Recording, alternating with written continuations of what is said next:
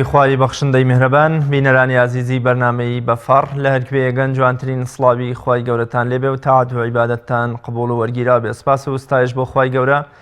کە عمری ئەمانەتی پێبەخشینەوە جارێکی تر لە خزمەتیەوەی عزیز و خۆشەویست دابین و بەرنمەیەکی تری بەفەڕتان پێشکەش بکەین. درود و سڵاو و میهرەبانی خوا بڕژێ بە سەرگیانی پاکی بەڕێزترین و بە شەرەفترین دروستکراوی خوا حەزرەتی محەممەدی کوڕی عەبدوڵڵاه صلی الله عليه وسلم و ڕێز و سڵاو و خۆشەویستیش بۆ ئێوەی عزیز و خۆشەویست لە هەرکوێیەگەن. تەمەنای ڕۆژێکی پڕ لە کامەرانی و ئاسوودەیتان بۆ خوازم و ئومێد دەکەم دووربن لە هەر بەڵاو ناخۆشیەکی ڕۆژگار کە ڕوبەڕووتان دەبێتەوە. ئیسلام چۆن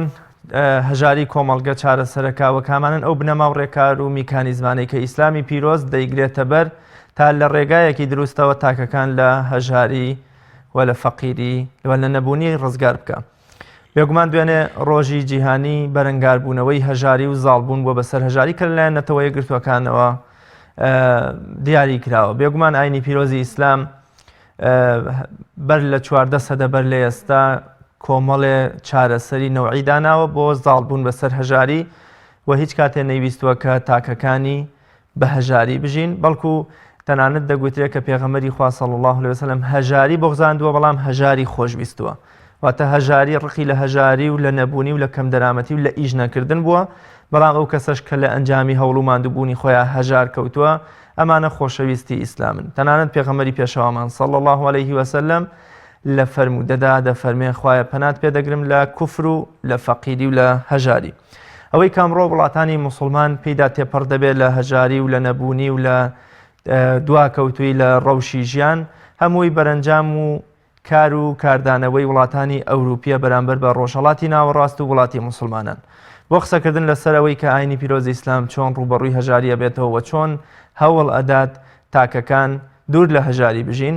تەوەری ئەمڕۆی بەرنامەی بەفەڕ دیاریەکەین بۆ قسەکردن لەو پرسە گرنگە بە میوانداری زۆر بەڕێز مامۆستا مەلا عەبدولحەمید بەرزنجی زانایانی. مامۆستایان بەخێر بێ و سپاس بۆ ئامادەبوون. سەرتا پرسم لە دید و ڕوانگەی ئیسلامەوە هەژاری چییە و ئاینی پیرۆزی ئیسلام چ پێناسەیەکی بۆ هەژاری دیاری کردەوە، چ پێناسەیەکی بۆی هەیە؟ بسم الله الرحمن الرحيم الحمد لله رب العالمين والصلاة والسلام على رسوله الأمين محمد صلى الله تعالى عليه وسلم وعلى آله وصحبه وأمته أجمعين. ربنا اغفر لنا ولإخواننا الذين سبقونا بالإيمان ولا تجعل في قلوبنا غلا للذين آمنوا ربنا إنك رؤوف رحيم. صلاة خواهي قولا برستو لسرجم بينلان وبسراني برزو خوشاويست ديار فقيري وهجاري بۆ خۆی وەکو تاقیکردنەوەیەک وەکو ئیبتیلایەک وایە بۆ مرۆڤەکان. خوای گەورە سوبحانە وتەعالە کە ئێمە هێناوەتە سەر ژیانی دنیا دەفەرمێت وەنەبلووکم بالشەر والخەیری فتنە، ئێمە سەرجەممان بەڕاستی لە تاقیکردنەوە داین. تاقیکردنەوەکە جۆکو پێشەوە ئیبن القەیم ڕەحمەتی خوای بە دەفەرمی هەمومان لە تاقیکردنەوە داین، چکە ژیانی ئینسان لە دوو حاڵەت بەدەر نییە، یا ئەوەتە لە دەوڵەمەندی و لە خۆشی و لە ناز و نیعمەتایە هەر تاقیکردنەوەیە، چکە جاری وا هەیە شوکرانە بژێری نیعمەتەکانی خوا ناکات تووشی تۆغیان و سەرکەشی ولادانە بێت، یان بە جۆرەکەی ترە تاقیکردنەوە یان لە نەبوونی هەژاری نەخۆشی ناخۆشی بێتاقەتی لەمەدایە. ئەم شەر ئیبتیلایە ئاخۆ سەبر و ئارام دەگرێت لەسەر ئەو تاقیکردنەوەیە، کەواتە نە دەوڵەمەندی نیشانەی ڕێز و گەورەیە بۆ ئینسان، نە فەقیری و هەژارش نیشانەی سووکی و بێنرخی ئینسانە. خوای گەورە سوبحانە وتەعالە زەمی کەسانێک دەکات لە قورئاندا دەفەرمێ فأما الإنسان إذا ما ابتلاه ربه فأكرمه ونعمه فيقول ربي أكرمن. خوای گەورە سوبحانە وتەعالە فەرمێ لەناو ئینسانە کەسی وا هەیە کاتێ خوا ناز و نیعمەتی پێئەدا و بەخش و بەهرەکانی زۆرن دەڵێ ئەکرەمەنی خوا ڕێزی لە من گرتووە من ئاوم. وأما إذا ما ابتلاه فقدر عليه رزقه فيقول ربي أهانن. ئەگەر ڕزقەکەی کەم و کورد بێ بەشی پێداویستی ژیانی نەبی هەژار بێ دەڵێ خوا منی سووک کردووە، خوای گەورە منی بێبەها کردو. خوا فەرمێ کەللا، بە هیچ شێوازێک وانە، لەبەر بخۆی ئەم ژیانی دنیا ژیانی تاقیکردنەوەیە. هەندێک کەس خوای گەورە سوبحانە وتەعالە پارە و دەوڵەمەندی و سەرەت و سامانی پێداوە لە تاقیکردنەوەدایە، ئاخۆ شکرانە بژێری نیعمەتەکانی خواکە. جۆرێکی تریژێ بە پێچەوانەی ئەوەیە فەقیرە هەژارە نەدارە هەوڵ و ماندووبوونی خۆی ئەکات بەڵام بەشی پێداویستی ژیانی دەست ناکەوێ. ئەمەش بۆ خۆی حکمەتی تایە، چکە پێغەمبەری خوا عەلەیهی سەڵاتو وسەلام دەفەرمێ چۆن یەکێ لە ئێوە نەخۆشەکەی دەپارێزێت لە خواردن و خواردنەوەی باش جاری وا هەیە خوا ئاوا عەبدەکەی خۆی ئەپارێزێت لە دنیا. تۆ جارۆ کەسێک زۆر خۆشەویستە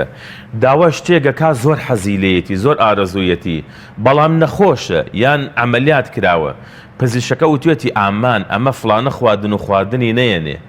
ئەمیش ئەم خواردنە زۆر چاکە زۆر حەزیلەیە بەڵام بۆ ئەو ناگونجێ لەبەر ئەوەی ئەو نەخۆشە تۆش لە خۆشەویستیت بۆ ئەو لێ ئەگریتەوە. پێغەمبەر صلی الله علیه و سلم فەرمێت چۆن تۆ ئاوا بە خەمی ئەو خۆشەویستیتەوەی خوای گەورە لەوە زیاتر بە خەمی بەندەکەوێتی هەنێ جار دنیای لێ ئەگرێتەوە بۆ چونکە خوای گەورە خۆی ئەزانێ ڕەنگە ئەگەر ئەم بەندەیە دەوڵەمەند کات ڕەنگە بڕوا بەرەو تۆغیان و سەرکەشی و لادان چون لە سورەتی العەلەقدا دەفەرمێ کەلا ئین الئینسانە لەیەطغا ئەن ڕەئاه استەغنا. سوبحان الله هەنێ کەس هەیە کە ئەبینێ پارەی هەیە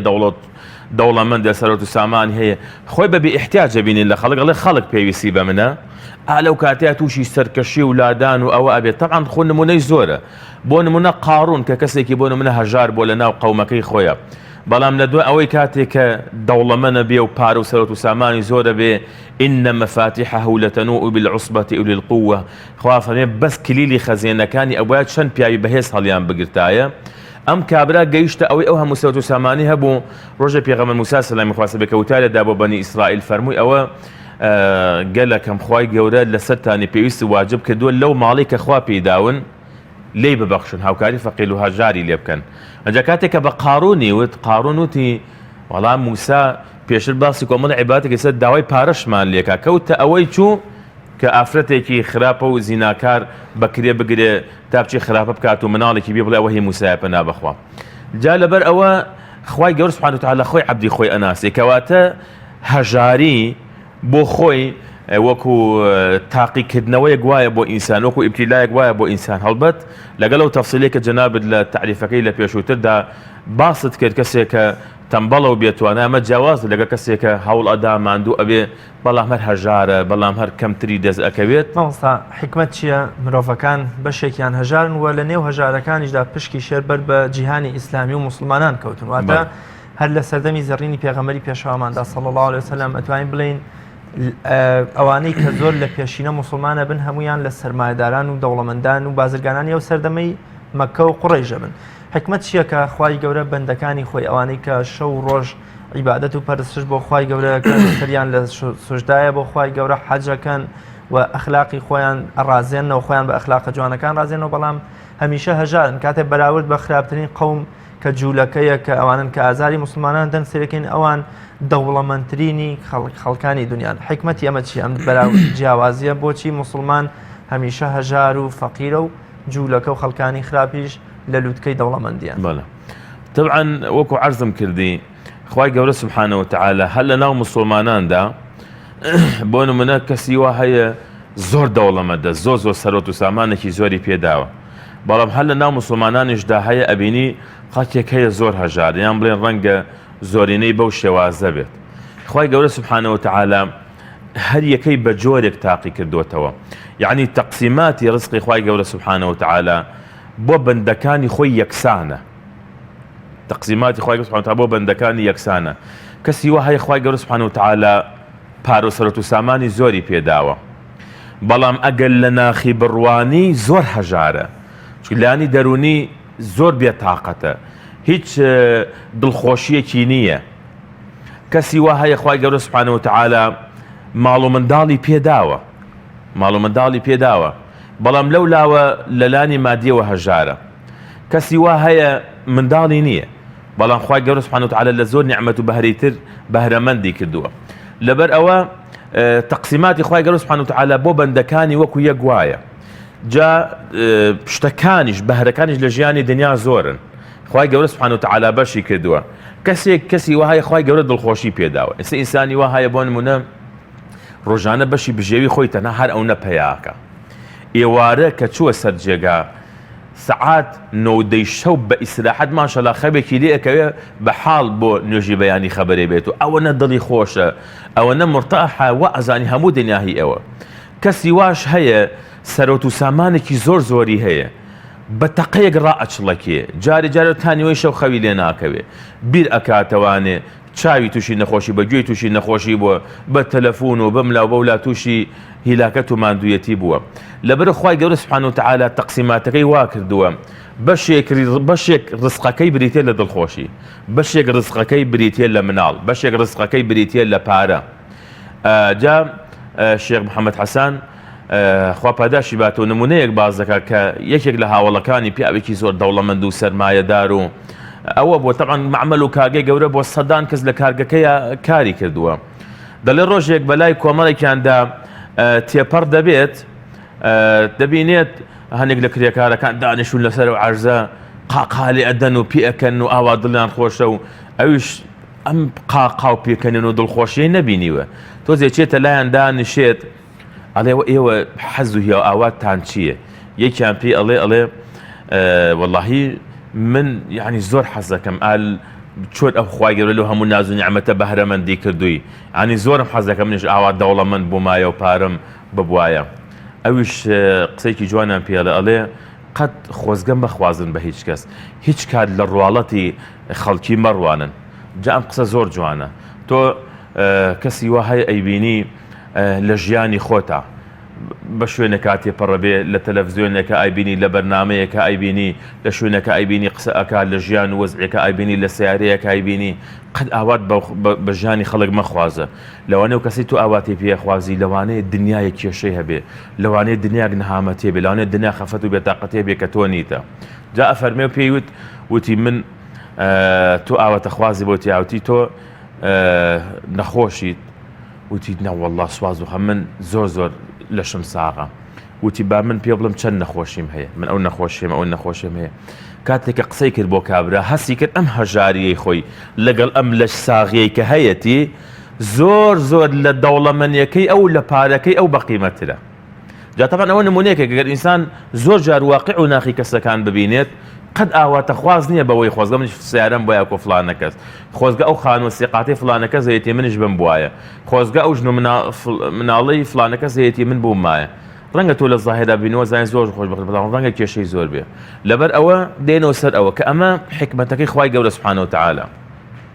ئاوایە کە خوای گەورە خۆی ناخی بەندەکانی خۆی زۆر باش دەناسێ ئەمجا بە تایبەتیش مسلمان وە لە تاقیکردنەوەدا یعنی کەسی کە بێباوەڕە دوورە لە خوای گەورە تبارەکە وتعالە ترەوە بۆ خۆی لێبووەتەوە بەمەستی خوا و ڕەزامەندی خوا و کار و پاداشت و ئەمانە نییە بەڵام ئینسانی مسلمان لە هەموو شتێک یەک ڕسوڵ الله صلی الله علیه و سلم شەوکەت و شاکوها دڕکێ دەچێت بەدەستا بە قاچتا بە شوێنێکتا ئەمە تۆ چاوەڕێ ئەجر و پاداشی لەبەرەوە فەقیری و نەبوونی و هەژاریەکەش وەکو پێغەمبەر صلی الله علیه و سلم دەفەرمێ هەژارێکی سابر و ئارامگرد لە لای خوا وەکو دەوڵەمەندێکی شاکر و سپاسگوزار وایە مامۆستا سیستەمی سەرمایەداری ینی حوتێکە خوێنی گەلانی دنیا هەڵەمژێ و ئەیخوا ینی نرخی خواردنەوەی کوپێکی قاوە لە ئەمریکا بەرامبەرە بە کرێی کارکردنی کرێکارێکی قاوە لە کێڵگەکانی بەرازیل بەڵام ساڵانە هەزارەها تەن قاوە فرێدرێتە ڕووبارەکانەوە بۆ ئەوی نرخەکەی دانەبەزێ و خەڵکی هەر لە هەژاری ئابژین ساڵانە کاتێک کە پاپای ڤاتیکان ملیۆنەها ئینجی لە نێرێ بەرەو ئەفریقا ئەتوانێت لەگەڵیشا هەر بۆ وەکو لە چەشەکردنی ئەو خەڵکەیە بێ چەند کیلۆیە گۆشت لەگەڵ یابنێرە کە ساڵانە 140,000 مانگای گەورە لەلایەن ڤاتیکانە فرێدێتە بەحرەکانە بۆ ئەوی نرخەکەی دانەبەزێ سیستەمی سەرمایەداری چ ڕۆڵێکی هەبوو بەتایبەت کاتی ئەوروپا یا ئەمریکا پێشڕەوایەتی ئەکا بۆ مژینی خوێنی گەلانی چەوساوە و وەکو لە جیهانی سێم چ ڕۆڵێکی هەبوو لە هەژارکردنی میلەتەکانە بەتایبەت لەم سەردەمە بەڵێ بێگومان وەکو عەرزم کردی یەکێک لە ئافەتەکانی دەوڵەمەندیش کۆکردنەوەی پارە و سەرۆت و سامانە بەتایبەت کەسێک کە ترس و خۆی گەورە لە قورئان فەرمێ الذين يكنزون من الذهب والفضة ئەوە کە ئاەتێکێکە لە قیامەتە ئەم زێڕ و زیوە سوورەکرێتەوە پیانیدا يوم يحمى عليها في نار جهنم طبعا گومانی تیانە کەسانێک یەکەم کە طبعا پێغەمبەر صلی الله علیه و سلم لە ڕۆژی قیامەتە هەج ئینسانێک پێی بەرز ناکاتەوە ناجۆڵێ لە جێی خۆی حتا یوسئەل عن تا پرسیاری لێ کرێ سەوارت بەچی ئەو ماڵ و سەرەت و سامانە چۆنت پەیا کرد و چۆنیشت سەرف کرد طبعا ئەمە یاسایەکی زۆر زێڕین و گرنگە ئینسانی مسلمان کە پێویستە پابند بێ پێوەی یعنی تۆ هەر هەمت نییە بەس پارە کۆکەیتەوە الذي جمع مالا وعدده بەس کۆی کەیتەوە ببژێری ئیشی تۆ ئەوە نییە ێ بە ئینسانی مسلمان بزانی ئەو پارە چۆنی پەیە ئەکات و چۆنیشی سەرفەکات. بەداخەوە ئەوانەی کە پەیوەستین بەم پرەنسیپە ئاینیانەوە و گوێیان لە حەڵاڵ و حەرام نییە لە مافەکانی خوای گەورە نیە تەبارەکە و تەعالا، وەکو نمونی کە ئاەتەکەی کە جەنابەت هێناتەوە تەمەن ئەو ماڵە دوایش کە چۆنی پەیاکا بە حەڵاڵی خوای گەورە تەبارەکە و تەعالا لەسەری پێویست و واجب کردووە کە زەکاتی ماڵەکەی دەرکات بۆ ئەوەی کە یارمەتی خەڵکی فەقیر و هەژار بدە. بەس کەسانێکی ئەم دوو سیفەتە هیچیان تیانێ. یەکەم هەوڵ و ماندووبوونی بەس بۆ کۆکردنەوەی پارێ، ئیتر گوێ ناداتێ بە چ ڕێگە یەک پەیای دەکا. دووهەم یارمەتیدانی خەڵکی فەقیر و هەژار و نەدار ئەوە لە مەزهەبیدا نییە. جا بەداخەوە زۆر ئەوە شتێکی ڕاستە کە کەسانێک بە مەبەست دەیانەوێ خەڵک هەژار بێ، خەڵک بە مەبەست دەیانەوێ بۆ نمونە کۆمپانیا گەورەکان. ئێستا بۆ نمونە جگەرە، هیچ کەسێ هەیە گومانی لە زیانی جگەرە هەبێت؟ کەس گومانی تای نییە. بۆ خۆیان لەسەر پاکەتەکەی دەینووسن کە ئەمە هۆکارێکی سەرەکی بۆ تۆژبوون بە سەرەتان، بە نەخۆشیەکانی خوێن، بە نەخۆشیەکانی سی، بە نەخۆشیەکانی دڵ. بەڵام لەبەر ئەوەی شەڕی کۆمپانیا گەورەکان و بۆتە شەڕێکی جیهانی گەورە لە بینی کۆمپانیا گەورەکانی جیهان، کەس ناتوانێت بەڕاستی بتوانێت ئەمە قەدەغە بکە. کابرا دەیەوێت پارە پەیا بکە. لەبەر ئەمە لە زۆر بواری تریشا دەیبینی کابراێک دەیبینی لەبەر کە دەوڵەمەند بێشتی ئێکسپای دەفرۆشێت، دەوڵەمەندە شتی خراپ بەفرۆشێت، شتی خراپ بە شتی باش ئەفرۆشێت. یا دەڵێن جارێک بڵێن ئەسکەندەری مەکدۆنی کە بەلای بە شوێنێکدا تێپەڕ دەوێت کەسێکی هەژار و نەدار و داماوە بینێت لەو عەرزە کەوتووە، ئەویش دەڕواتە لای ئەڵێ ناو چییە؟ ئەویش ئەڵێ ناوم ئەسکەندەرە. ئەویش کۆڵە پێی ناخۆش بوو، ئەڵێ تۆ هەژارێکێک و تۆ چۆن ئەم ناوە گەورەی لە خۆی هەڵگرتووە؟ ئەویش ئەڵێ قوربان تۆ یا ناوی خۆت بگۆڕە یان ژیانی من بگۆڕە. لەبەرەوە بەڕاستی کەسانێک هەر نایەنەوێ ژیانی خەڵک بگۆڕن، قازانج و مەسلحەت و بەرژێوەندیان لەوەیە کە خەڵکەکەی تر هەژار بێ. کە ئەمڕۆ سیستەمی سەرمایەداری جیهانی بۆ نمونە ئەوەی کە کۆمەڵێک دەوڵەمەندی زۆر تایبەت لەوانی کە لە ئاستی جیهاندا یەکەمن، وەکو جەنابەت فەرمووی تەماشاکەی لە چەند شوێنێکی جیهان و سەر بە چەند کۆمپانیایەکی تایبەتین، ئەوانە دائیمە و سەرمایەدارەکانی تریش کار لەسەر هەژارکردنی خەڵکیەکەن. دائیمە خەڵک پێویستی بەوان بێ، دائیمە خەڵک ڕوو لەوان بکە. ئیتر ئەوان چاویان لەوە نییە. خۆ ئەگەر بە ڕێگایەکی وەکۆڵی پاک و چاکیش ئەو کارەیان بکردایە بۆ خۆشیان باشتر بوو. بەڵام دەبینیت لە پێناوی زوڵم و ستەما، یعنی حتا وای لێ هاتووە وڵاتە زلهێزەکان بۆ دەوڵەمەندکردنی خۆیان، بۆ هەژارکردنی وڵاتانی تر، بۆ لە ناوبردننی وڵاتانی تر دێن چەکەکانی خۆیان دروست دەکەن لەسەر ئەو خەڵکە هەژار و داما و تاقی دەکەنەوە، دەیفرۆشن بە دەسەڵاتدارە زاڵمەکان بەسەر مسلمانانە و لە وڵاتانی ئیسلامی بەداخەوە. لەبەر ئەوان لە هەموو لایەنێک، ینی وەکو دەسەڵاتدار، وەکو دەوڵەمەند و سەرمایەدارەکانیان، وەکو کۆمپانیا و دروستکردنی شتەکانیان دەبینیت. ئەو تا ئەمڕۆ لە وڵاتی خۆمان نەبینی کام شتەی دەبینی شتەکان، ینی کوالەتی شتەکان چەنە نزمە چەنە خراپە، بەڵام پارێکی زۆر لە خەڵکی ئەسێنێت سەرڕای ئەو هەموو قەیرانە، قەیران لەسەر قەیران و ئەمانە بەڕاستی بۆ خەڵکی دروست بووە. لەبەر بەڕاستی ئەوان ڕۆڵێکی گەورە دەبینن و کارەکانی ئەو سەرمایەدارانە نەک بۆ وڵاتی خۆیان، تەنانەت بەسەر عالەم و جیهانی ئیسلامیە بەڕاستی ڕۆڵی خۆی بینی و دەوری خۆی بینی و خەڵکیان هەژار و داما و کردو. بەشێکیش لەوە هەر بە بەرنامە بۆ ئەوەی کە ئەبینیت بۆ نمونە لە وڵاتانی دەوروبەر، لە وڵاتانی وەکو میسر و غەیری ئەوش، یا ئەوەتە وڵاتەکەیان تەواو هەژار و نەدار کردووە، یا ئەوە تا کەم وڵات ماوە ئیلا شەڕ و فیتنە و نەهامەتیان تێکردووە بۆی کەوا مەشغوڵ بن بە یەکتریەوە و بۆ خۆشیان لە لوکەی دەسەڵاتە پیان پێەکەن و گاڵتەیان پێەکەن. زۆر باش مامۆستا، قسەیەکێ دەدرێتە پاڵ پێغەمبەری پێشەوەمان سەڵاسەن کە گوایە فەرموویەتی فەقیری فەخرە و من فەخر بە فەقیریەوە ئەکەم. وایە زۆر جار بە ناوی قەناعەتەوە وا کراوە کە موسڵمان بە دوای هۆکارەکانی ژیانە نەگەڕێ و پێی وابێت دەوڵەمەندی عیبەیەکە، ینی پێی وایە ئەوە فەقیریە کە مایی نزیک بوونەوەی لە خوا و بە ڕێگەی پێغەمبەردا چوون صلی الله علیه وسلم. ئایا ئیسلامی پیرۆز دەیەوێت شوێن کەوتەکانی فەقیر بن، یان بۆ نمونە ئایا فەقیری لە دیدی ئیسلامەوە فەخر و شانازیە و پێویستە موسڵمان هەتا قیامەت هەر چاوەڕێی موچەیەکی 500,000 بێ و چاوەڕێی خێر و سەدەقە و زەکات و سەرفیترەی موسڵمان بێ، یام ئەوە ئیسلام پێمان دەفەرمێ وەکو چۆن پێغەمبەری خوا لە وەسفی ئیمامی ئەبوبەکر فەرمێ نعم المال للرجل الصالح ماڵی باش بۆ پیاوی چاکی وەکو ئەبوو بەکر ئەنی ئەگە ئێمە بۆ هەزارها پیاوی وەکو ئەبوو بەکرمان هەبێ بیلالەکان لە ژێردەستەی ستەمکاران ڕزگار بکات چ مانەعێگەی ئەم ئیسلامی پیرۆز چۆن ڕێگری لە عەبدوڕەحمانی کوڕی عەوف تەڵحە زوبەیر عومەری کوڕی خەتاب عوسمانی کوڕی عەفانەکە کە یەکێک بوون لە سەرمایەدارە هەرە دەوڵەمەندەکانی ئەو سەردەمەی ئیسلام. طبعا فەقیری و هەژاری وەکو کە پێغەمبەر صلی الله علیه و سلم فەرموو بێتی ئەمە فەخر و شانازیە دیارەوە دووستا بدەن پێغەمبەری خوا عەلەیهی سەڵات وسەلام خۆی بۆ خۆی ئاسەوارەکانی فەقیری کاریگەری خراپی لەسەر کۆمەڵگا بۆ نمونە کە ئەبینی کەسێک هەژارەکەی بەڕۆڕقوچینەیە بە بەرەو حەسوودی ئەبا بەرەو ئەوە ئەبات ڕقی لە خەڵکی دەوڵەمەند بێت یعنی حەسوودی بە خەڵکی ببات چاکەی خەڵکی نەوێت یعنی دائیمە لە کەمیندا بێ بۆ شکاندنی کەسەکەی بەرامبەری دزیەکە مامۆستا زۆر جار مادە هۆشبەرەکان بەکارێنێ بۆی لەم خەم و خەفەتی نەبوونیە خۆی ڕزگار بکات. بەتەئکید ئەمجا هەد لەبەر ئەمەشە کە پێغەمبەری خوا عەلەیهی سەڵات وسەلام ئەفەرمێ كان رسول الله صلى الله عليه وسلم يقول في دبر كل صلاة رسول الله عليه الصلاة والسلام لدواء همون يجيك دي فرمو اللهم إني أعوذ بك من الكفر والفقر خواجه پنابت وقرم لكفر بباوري لفقيري وهجاري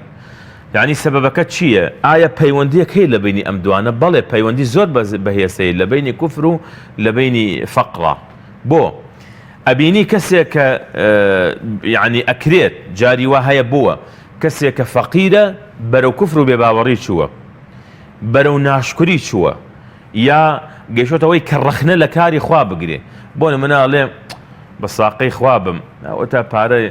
نانەدا بە کەسی وا دانی نییە بیخوا یعنی ئەڵێ هەم یعنی ئەڵێ خوا من شایستەتر بووم ئەوەم بیتێ بەڵام تۆ نایدەی بە منە چی ئەیدەی بەو یاڵێ بە قوربانی خوابم وەڵای ها کەسی وایە خوا گای لێ لە مەجلیسا نازانێ دوو قسەی جوانکە وەڵای خواونەی پارەیاوەتە نازانێت چی لێ بکات پێشی بە حسابکردن ئەوەتە ئێمەش فەقیر و هەژار و داماو ئەم جۆرە ڕەخنەگرتنە ناڕازی بوونە تا بڕوە بەرەو ناڕەزایی دەربڕین بەرەو کوفرانەکردنی نیعمەتەکانی خوا کەواتە ئەمەش بەرەو کوفر ڕۆی بۆیە پێغەمبەر صلی الله علیه و سلم اللهم إني أعوذ بك من الكفر والفقر و بۆیە هەموو بەیانیەک و هەموو ئێوارەیەک سێ جار دەیفەرموون اللهم عافني في بدني اللهم عافني في سمعي اللهم عافني في بصري لا إله إلا أنت اللهم إني أعوذ بك من الكفر والفقر وأعوذ بك من عذاب القبر لا إله إلا أنت. أما زور مهمة پێغەمبەر صلی الله علیه و سلم کاتێ کە ئەبینێ ئاسەواری ئەم فەقرە ئەم هەژاریە ئەم داماویە جاری وا هەیە چ کاریگەریەک لەسەر خەڵکی دروست دەکا لەبەر ئەوە پێغەمبەر صلی الله علیه و سلم هانی داوین ئێمە ئیشکەین و دەفەرمێ احرص على ما ينفعك ئەو ئیشەی ئەزانی چاکە بۆ سوور بە لەسەری بەردەوام بە واستعن بالله کۆمەکیت بە ئەڵڵا بێ ولا تعجز بێت توانا و بێ دەسەڵات دامانیشە بەخوا کاکە بۆم ناکرێت دەسەڵاتم نییە توانام نییە فإن أصابك شيء فلا تقل لو أني فعلت كذا لكان كذا وكذا يعني بيوم صاصا فير مانك فيري أميد مانك فيري هولدان مانك فيري ماندوبون مانك أصلا أو فكري كي زور غلط لناو مسلمانانا كوا حالي بون مسلمان بي فقير بي هجار بي داما بي والله بارو سرو سامان ودولاني بس بو مسلمان باشا کاکە ئەمڕۆ ئەوەی مزگەوتەکان و ماڵەکانی خوا ئاوەدانەکاتەوە کێیە دەوڵەمەندەکانە ئەوەی یارمەتی فەقیر و هەژارەکان ئەدا کێیە دەوڵەمەندەکانە باشە ئێمە ئێستا لە ناو مزگەوتەکانی خۆماندا لە جمعاندا جگەل لەوەی کە لە ڕۆژانە کە 5 نوێژە لەبەر بەیانی نوێژی بەیانی مزگەوتەکان بەداخەوە کەمە ئەوش بۆیە خەڵکی داماڕووی تێنەکەگەینا 4 نوێژەکەی تر بزانم مزگەوت هەیە لەو 4 ڕۆژە لانی کەم لەو 4 نوێژە 3 نوێژی خەڵکی هەژار و داماوی لێ نەبی ئەکی هاوکاری ئەوانەکە ئێمە لە جمعەکان کە پارێکەکەینەوە بۆ خەڵکی نەخۆش بۆ خەڵکی داما و خەڵک بۆ لای چی ئەڕوات لەوانەیە سەدان کەسی دەوڵەمەند لە گازینۆ باشە پارە لە بانقە یا لە مزگەوتە کەستان بیرۆ بڕات لە بەردەم بانقا داوای پارەکە کەستان بینیوە بڕات لە بەردەمی گازینۆکانە داوای یارمەتی لە خەڵکان نە هەردێ بۆ لای مسلمان ئەزانێ مسلمانە ڕەحمی هەیە مسلمانە بەزەیی هەیە مسلمانە دەست و دڵ و ئەوەی هەیە کە یارمەتی خەڵکی بە لەبەرەوە پارە و دەوڵەمەندی و سەرۆت و سامان ئەگەر خوا بداتێ بەڕێگەیەکی پاک بەڕێگەیەکی حەڵاڵ و چاک بۆ مسلمان زۆر پێویستە وەکو فەرمودەکەی کە جەنابەت خوێنێتەوە پێغەمبەر صلی الله علیه و سلم کە دەفەرمێ باشترین ماڵ ئەوەیە کە بۆ پیاوێکی ساڵح بێ کە بۆ پیاوێکی چاک بێ کە بەم ماڵەی هەڵبا خۆی لە خوای گەورە سبحانه وتعالى نزیک بکاتەوە. ئاخر چۆن پێغەمبەر صلی الله علیه و سلم دەفەرمێ بەهەشت فی الجنة ثمانية أبواب، بەهەشت 8 دەرگایە. یەکێک دەرگاکانی بەهەشت دەرگای نوێژە، و یەکیان دەرگای ڕەیانە کە دەرگای ڕۆژووە، و یەکیان دەرگای تێکۆشانە لە پێناوی خوا، و یەکیان دەرگای دایک و باوکە، و یەکێکیان دەرگای ماڵە، دەرگای زەکات و بەخشین و خێر و سەدەقەیە. لەبەرەوەی یەکێک لە دەرگاکانی بەهەشت خوا ئابەوە ئەو دەرگا لێ ئەکاتەوە کە تۆ ببەخشی لە پێناوی خوا، کە تۆ زەکات بدەیت، کە تۆ یارمەتی خەڵکی فەقیر و هەژار بدەیت. تۆ کە خەڵکی موسڵمان هەمووی فەقیر و هەژار و نەدار و داماو بێ، بەچی ئەم کارە خێریانە بکرێت؟ کێ یارمەتی خەڵکی بە؟ ئەمە جاری وا خەڵکێک هەژارە داماوە لێ قەومێ دێتە لامان، موسڵمانێک کە لێ ڕائەبینی تەکلیفی لەکەی دەڕوە هاوکاری ئەکا، یارمەتی ئەدا، پارەی عەمەلیاتەکەی بۆ ئەدا. تۆ گەرەو خەڵکە نەبێت ئەو خەڵکە داماوە ڕوو لە کێ بکە؟ ئاخر جاری وا هەیە خەڵک بووە ئافرەتی داما و ژنە شەهید لێ قەوما و مناڵی بێباوک چۆتە لای کەسێک کە یارمەتی با و توانە فڵانەکە زۆر دەوڵەمەندە. هەرکاکە خۆ زۆر شەرنی هەر زۆر دەوڵەمەند بێ، دەوڵەمەند بەس ئیمانی نییە. چۆتە لای کابرا ینی داوای یارمەتی لێ کردووە، ئەویش لە مقابلە لەبرێت کە یارمەتی بە داوای کاری خراپەی لێ کردووە، دەدی بەو شەرتە یارمەتی دەدەم ئاوام لەگەڵ بکەی. بەڵام ئایا موسڵمان موقیفی وایە؟ بەڵام ئایا خەڵکی باوەڕدار موقیفی وایە؟ نە، لەبەر ئەوە ئەو فکرە و بۆچوونە، ئەو تەمەڵیە، ئەو سیستی و لاوازەی لەناو هەندێک لەناو خەڵکی ئێمەدا، لەناو گەنجا هەیە، لەناو خەڵکێکە هەیە بێهێز بێتوانە ئیش ناکە، هەوڵ نادا. تەبەن بەداخەوەڵم ئەمە نەک هەر لە بواری اقتصاد و ئابووری و یعنی ژیانی خەڵکات، بڕۆ لە هەموو لایەنێکەوە تەماشاکە ئەم میلەتە هاتۆ بەرەو دواوە. ئەو بڕۆ لە بواری قوتابخانە و پەروەدە و فێرکردنە، بزانە ڕێژەی خوێندن و خوێندەواری و هەوڵدان بزانە چەند کەم بووە. لەو بوارێشەوە تەماشاکەی لە بواری هەوڵدان و کەسابەت ینی ئیکتیفا ئەکا بە شتێکی کەم، قەیچێکە تۆ توانات هەیە با دوو ئیش بکەیت، با لە دوو لاوە هەوڵ بدەیت، خۆیشت کەسانی تێسەمە خەڵگە ناسم ینی بۆ نمونە ئەلحەمدولیلا معاشێکی باشی هەیە، لەو لاوە چۆ ئیشێکی تری کردووە، ئەڵێ سام ئیشە پێویستیم پێی نییە، بەس من بەمە وەکو لایەنێکی خێر، وەکو لایەنێکی چاکە، کەسێک یارمەتی کەسێکی هەژارە دەم، یارمەتی مناڵێکی بێباوکە بم، دڵی کەسێکی پێخۆش دەکەم، مزگە و شتێکی پێویستە بێ بۆی دەکڕم. زۆر جار هەژارەکان قسەیەکەی ئەڵێ ئەگەر دەسەڵاتداران پێیان بکرایە ئەو خەندە و دڵخۆشی کە هەژارەکان هەیەیان ئەیان برد و ئەویشیان زەو دەکرد، وەکو چۆن نەوت و کانزا و هەرچی موچەشتی باش و شوێنی باش و گردە بەرزەکانە بۆ خۆیانیان داگیر کردووە. ئەوەی کە ئەیبینین ڕۆژانە خەڵکێک لەم وڵاتە تاوانە کۆمەڵایەتەکان ئەنجام دەدا، باوەڕ دەبیانی کەم جار ڕێگەکەوێ کوڕی فەقیر بێ، واتە فەقیر قەناعەتێکی بۆ هەیەکەوە تەنها ئەگەر ژەمە خۆراکێک پێیا بکە بۆ ڕۆژێکی ئیدی قەناعەتی هەیە. ئەوەی کە دەستیەچێتە خوێنی خەڵکی ترەوە هەمووی لە چینە باڵاکانن، ئەوەی کە لە بەنزینخانەیە کەسێکە کوژێ بۆ پارە باوکی سەروەت و سامانی هەیە، ئەوەی کە خەڵک باندێ دروستەکە بۆ دزی و بۆ تاوانکاری، هەمووی خەڵکە لێ هاتووەکەیان ئەوەی کە حیزب پشتیوانیەکە دەمانچەی پێداوە، ئەوەی کە لەسەر فولایی ئەوی تر دەکوژێت هەر لە سلێمانیە سیارەکەی نازان باید چەند دەفتەر بووە. باتە مەبەستمەوەیە کەم ڕێگەکەوێ خەڵکی هەژار لە کۆمەڵگەی ئێمەدا وەکۆلە دەستی بچێتە تاوانی کۆمەڵایەتی، بەتایبەت دزی و تاوانە کۆمەڵایەتیەکان یا کوشتن یا زۆر شتی دیکە، تەنانەت ڕێژەی جیابوونەوە تەلاقیش کابرای هەژار بە هەزار قەرز و قۆڵە و ئەملاولاکردن اینجا توانوێتی خێزانێ پێکەوە بنێ. ئێستا ئامادە نییە ئەم خێزانە بە ئاوار بە ئاسانی بیبا لە مەحکەمە جیابێتەوە. ئەوەی کە جیابێتەوە لە خۆشگوزەرانی و ناماندووبوونی خۆیەوەیەتی کە باوکو دایکی هەموو ئاڵتون و ناوماڵێکیان بۆ کردووە و ئەمیش هیچ پشتی پێوە ماندوو نەبووە،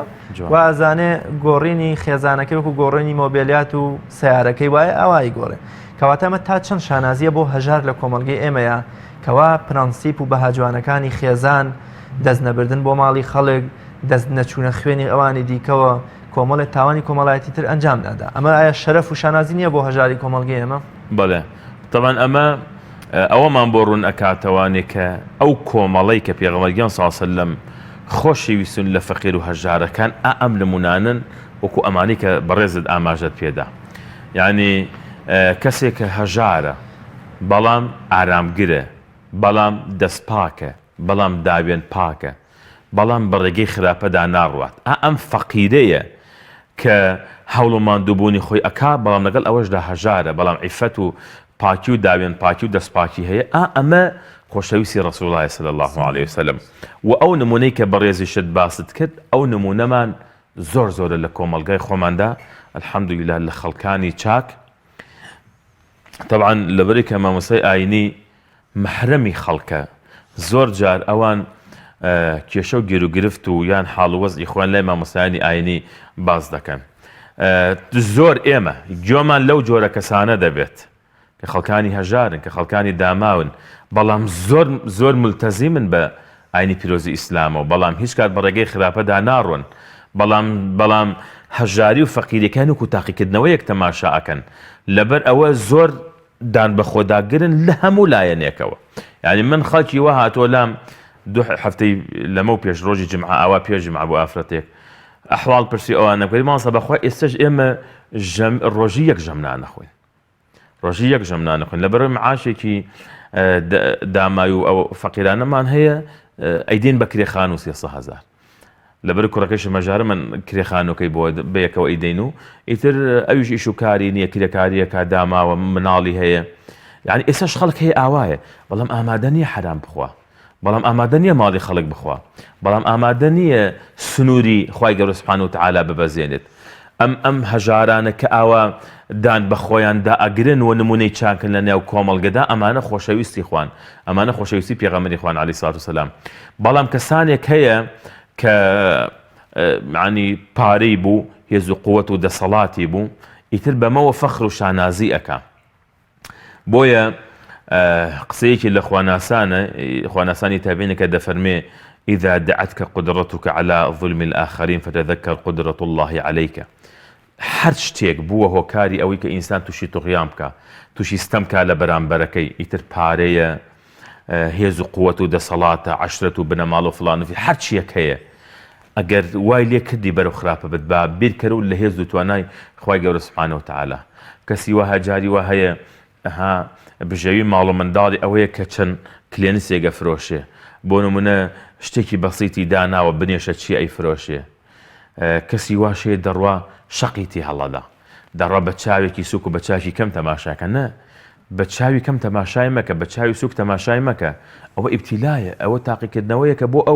ئەوەی تۆش تاقیکردنەوەیە آخر بووە نمونەمان لەوانەش هەیە کە زۆر فەخر و شانازی کردووە بە هێز و قووەتەکەی بەدەسەڵاتەکەی بەڵام ئەمەی کە ئەم وای کردووە شەق لە خەڵکی هەڵا خەڵکی بە چاوی کەم تەماشا بکە ڕۆژێک بووە ئەم گەیشتۆتەوە ئەو حاڵەتە ئەو داماوی ئەو هەژاریە کە بە چاوی کەم تەماشای کردەوە وای کردووە کە خەڵک بە چاوی کەم تەماشایان بکە لەبەر ئەوە خوای گەورە سوبحانە و تەعالا هەر یەک ناخی مرۆڤەکان خۆی دەیناسێ خۆی دەزانێت چۆنی پێ ئەدا لەبەر ئەوە نە کەسەکەی کە هەژارە بەرەو کوفر و بەرەو حەسەد و بەرەو دزی و بەرەو ئەمانە بڕوا نە ئەو کەسش کە ماڵ و سەرۆت و سامانی هەیە بەڕاستی بڕوا بەرەو ئەوەی بەرەو تۆغیان و سەرکەشی و لادان و صیفەتی فیرعەونێتی و صیفەتی قارونێتی و هەموو ئەمانەی کە خوای گەورە سوبحانە و تەعالا لە قورئاندا زەمی کردووە زۆر باش مامۆستا بێگومان ئاینی پیرۆزی ئیسلام هەوڵی زۆری داوە ئەو کەلێنە یا ئەو جیاوازە چینایەتی کە لە نێوان هەژار و دەوڵەمەندا هەیە پڕی کاتەوە هەر لە کەفارەتی سوێندەوە هەر لە نەگرتنی ڕۆژوە هەر لە فیدیە و سەرفیترە و زەکات و خێر و خێراتەوە هەتا کەفارەتی کەسێک کە بە نەزانی منداڵێک کاتە ژێر سەیارەکەی یان بۆ منە کەسێ بە خێزانەکەی دەڵێتەوە وەکو پشتی دایکم وادیا وەکو خوشکەکان دایکم کۆمەڵ شتی دیکە پێم خۆشە و میکانیزم و چارەسەرانەی کە ئیسلامی پیرۆز لەو سزا قیامەتیانەی کە دایناوە بە مادە کە تەنانەت زانایانە فەرموون ئەگەر کەسێک هەی بێ کۆی لێ ئازاد بکە یان نانی 60,000 بدا بۆی نییە بڕوا 60 ڕۆژەکە بگرێواتە بە پێ ئەو پلەبەندی کە قورئان و فەرموودە دیاریان کردووە کە ئەمەش بێگومان ئاینی پیرۆزی ئیسلام ئەوەندەی مەبەستی نەهێشتنی جیاوازە چینایەتەکەی مەبەستی عیبادەتەکە نییە کە 60 ڕۆژ و بەسەریەکەوە بێ واتە هەوڵی داوە لەم ڕێگەیەوە کابرای مسلمان ملزم کا بۆی کە کۆی لێ ڕزگار بکات لە هەژاری و لە ژێر دەستەی ڕزگاری بکە یان 60,000 جلوبەرگیان بۆ پۆشیان خواردنی باشیان دادێت کامانن ئەو ڕێگە چارانەی کە ئیسلام بۆ هەژاری کۆمەڵگەی گرێتە بەر بڵێ طبعا بەشێکی لەسەر کەسە هەژارەکەیە کە چۆن ئیسلام هانی دەنێت بەشێکیشی لەسەر کۆمەڵگایە ئەوەی کە لەسەر خەڵکیە بەگشتی بەشێکی لە بواری ئەو حەقی کە خوای گەورە لە ماڵە دایناوە کە بریتە لە زەکات کە یعنی لام گرنگە ئێستا ئاماژە بە خاڵێک بدەین ئەوش ئەوەیە زەکات کە کەسێک زەکات ئەدا بۆ ئەوەیە کە هەژارێک لە هەژاری ڕزگارکە فەقیرێک لە فەقیری ڕزگارکە بەڵمە کابرای 2 ملیۆن زەکاتی هەیە باشە ئەسڵوای ئەم 2 ملیۆنە بیدا بە کەسێک کە هەژارە کابرا جارێ دەڕات دەزانێت ئەمە جارێ 3 کرێخان و 4 کرێخانی و نەداوە تەمە نمونە زۆرە زۆرم لەوانە بینۆ و ئاگادارم لە ژیانی خەڵک کابرا بۆ نمونە چەند کرێخان و قەرزارە ئەمجا کە کرێخانووی نەداوە ئەوە چەند مانگە گۆشتی بۆ مناڵەکانی نەکڕیوە پێداویستی بۆ مناڵەکانی جێبەجێ نەکردووە ماکسێکی بۆ خێزانەکەی نەکردووە جلی بۆ منداڵەکانی نەکڕیوە من خەڵکی وا هەبووە کە وتێتی ماوەسە لە کرانەوەی مەکتەبە هەر پارەمان ناوێت بەس هەرگە کەسێک بێت جلکا بۆ مناڵەکانم ینی لەبەر ئەوە یعنی تۆ کە زەکات دەدەی ئەم پارەی کە هاتە بچۆ بیدە بە یەک کەس و لە فەقیری ڕزگاری کە بە ئەو ساڵە بەشی پێداویستیەکانی بکە بەچێ ئەم 2 ملیۆنە ئەچێ ئیکا بە 20 بەشەوە 100,000 بۆ ئەو 100,000 بۆ ئەو 100,000 بە لەبەرەوە کابرا هەموو ساڵێکە چاوەڕێ تۆ لە دەگا بدەیتە و زەکاتی بدەیت لەبەرەوە خاڵی یەکەم ئەوەیە ینی خاڵک لە فەقیری ڕزگ زەکات بۆ ئەوەیە ئەو زەکاتی کە تۆ ئەیدەی بیدە بە کەسێک جێی خۆی بگرێت ئەمە قۆناغی یەکەم ینی وەکو تۆ 20 ساڵ 100,000 بدەی بە خەڵک هیچ کەس لە فەقیری ڕزگار نەکە بەڵام ئەگەر هەموو ساڵێ 2-3 ملیۆنەکەی خۆت بدەیتە کەسێ یان دوکانێ بۆ کەسێدا بنین پێداویستەکانی بۆ بکڕی و بیخەیتە سەر ئیش ئەو کاتە تۆ هەموو ساڵێت توانی هەژاری ڕزگار بەتاکید ئێستا الحەمدولillah طبعا چەند ساڵێکە بەتابەت مامۆسایان ئەم بۆچوونە بڵێن ئەم شێوازیان فێرە خەڵک کردووە و من الحەمدولillah ئاگاشم لێ کۆمەڵی خەڵکەیە ئەو بەرنامەیان گرتۆتە بەر و هاوکاری خەڵکێکی زۆریان کردووە لەو بارانەوە خانوویان بۆ خەڵک کردو عەرزیان بۆ خەڵک کردیوە لە گوێرەی پێداویستی ئەو کەسە بۆ نمونە جا بەشێکیان لەمەیە و بەشێکی تریشیان وەکو ئەو کەفارەت و فیدیانەی کە بەڕێزی شت ئاماژەت پێدا کە لە ئیسلامە پێویست کراوە وەکو کەفارەتی هەندێک لەو حاڵەتانی کە تووشی ئینسان دەبێت بچێ یارمەتی خەڵکانی فەقیر و هەژار بدات بەسەریان بکاتەوە خواردن و پێداویستیان بۆ ببات و ئەمە بە یەکێک لە کارە گەورەکان ژمێردراوە ويطعمون الطعام على حبه مسكينا ويتيما وأسيرا أمانة فوقاهم الله شر ذلك اليوم وقال له نارحتي رجي قيامة ديان باريزي ولقاهم نضرة وسرورا وجزاهم بما صبروا جنة وحريرا ئەمە بەڕاستی ینی دڵخۆشکردنی خوای دڵی بەندەکانی خۆی خۆش دەکات کە تۆ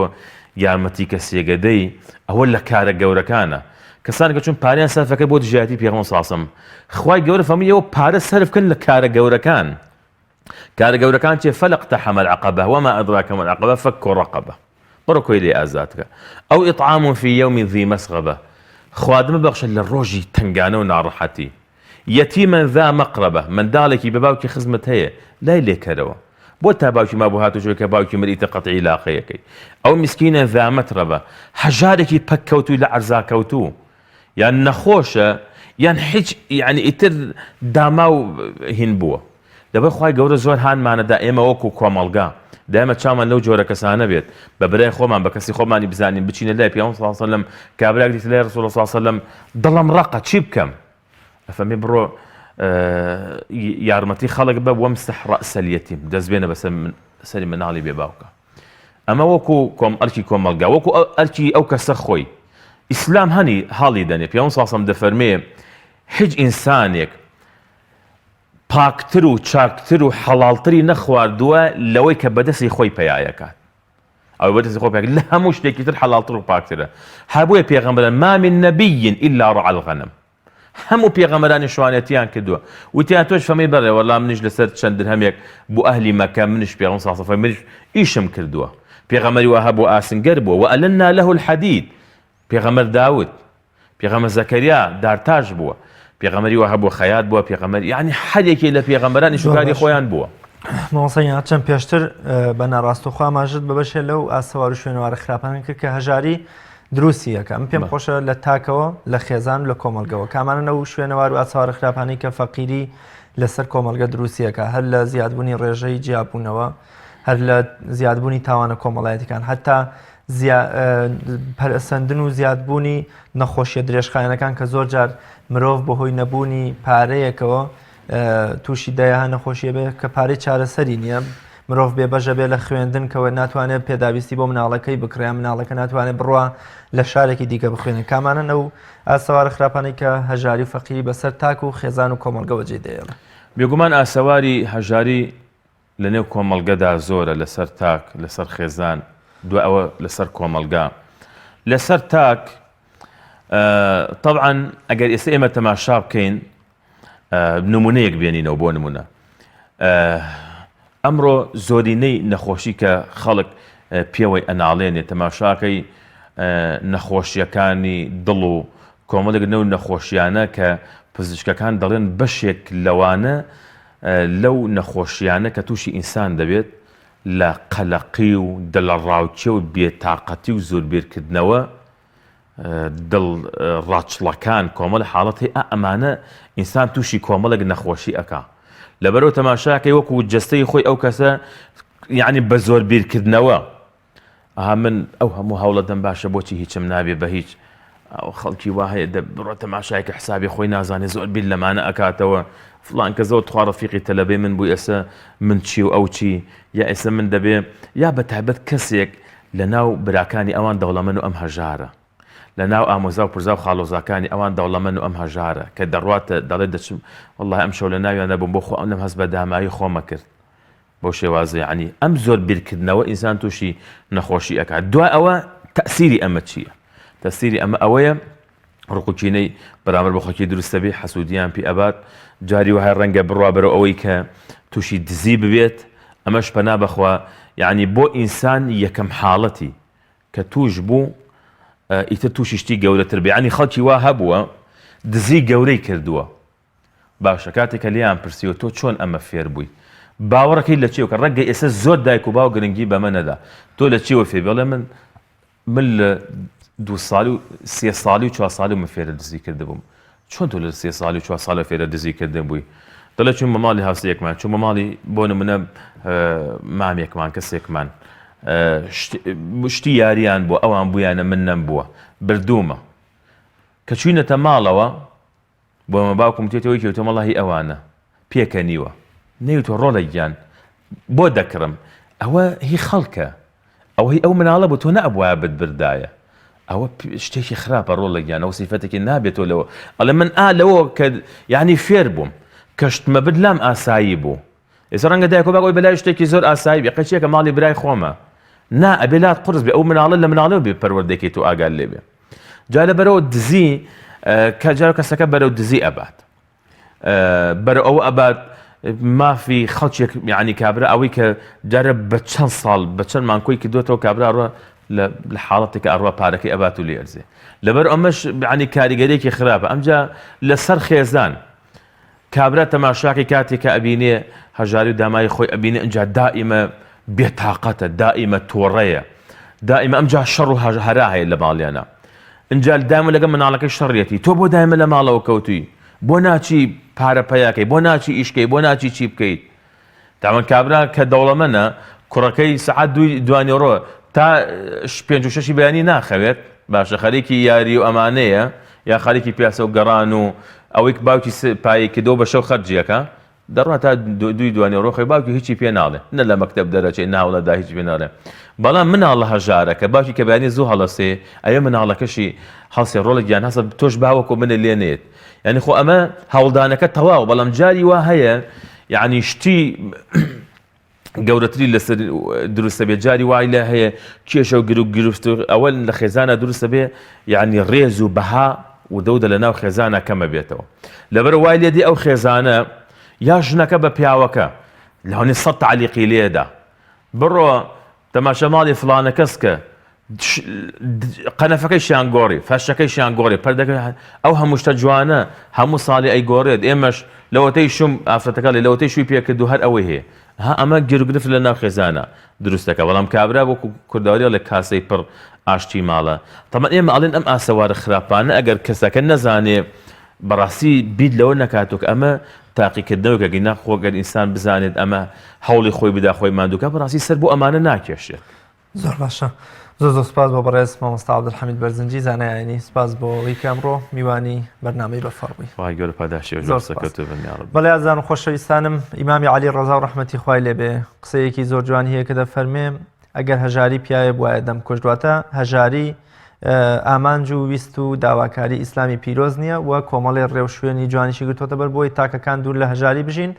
و ئیسلامی پیرۆز پێچەوانەی تیۆریاکەی ماکیاڤیلی کە دەڵێ بۆ گەشتن بە ئامانج هەموو شێوازێکی کارڕەوایە نەخێر ئاینی پیرۆزی ئیسلام دەفەرمێ خوای گەورە پاکە و پاکیشی خۆش دەوێت کەواتە بە ڕێگایەکی دروست و شەرعی و حەڵاڵە پێویستە مرۆڤەکان هەوڵی خۆڕزگارکردن و دوورکەوتنەوە لە هەژاری بدەن بە دەرلەوەی کە دەستیان بچێتە خوێنی خەڵک یا ماڵی خەڵک یا سەروەت و شکۆ و حورمەتی خەڵکی دیکە ئومێ دەکەم کۆمەڵگەکەمان لە هەژاری ڕزگاری بێ و چاوچنۆکی و